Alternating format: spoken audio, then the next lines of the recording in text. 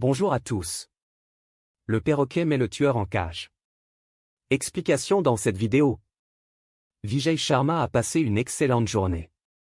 Ce 20 janvier 2014, il était invité à un mariage avec ses 2 enfants, à une quarantaine de kilomètres d'Agra, en Inde. Son épouse, Neelam, fatiguée, a préféré rester à la maison. Quand il rentre vers minuit, c'est pour tomber sur une scène d'horreur. Neelam gît au milieu du salon dans une mare de sang. Elle a reçu 14 coups de couteau. Le chien est mort lui aussi, poignardé à 9 reprises. La pièce a été fouillée, retournée. Seul le perroquet est indemne dans sa cage. Pour la police, pas de doute, il s'agit d'un cambriolage qui a mal tourné. Les bijoux de la victime ont disparu ainsi qu'une grosse somme d'argent en liquide. La famille est dévastée. Même le perroquet est dépressif. Il ne mange plus. Lui d'ordinaire si bavard, ne pipe pas mot.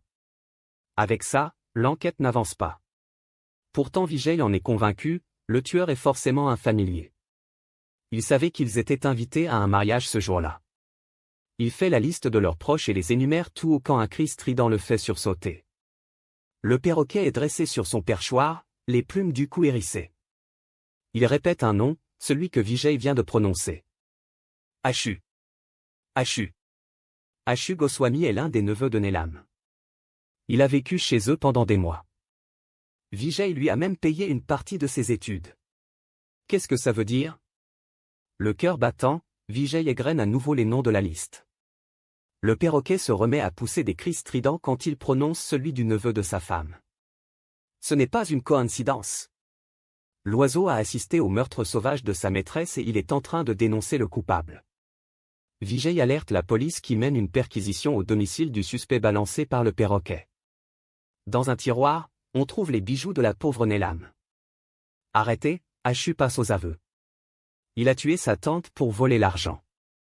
Il dénonce même son complice, un certain Ronnie. Le témoignage du volatile, jugé irrecevable par la loi indienne, a néanmoins été versé au dossier.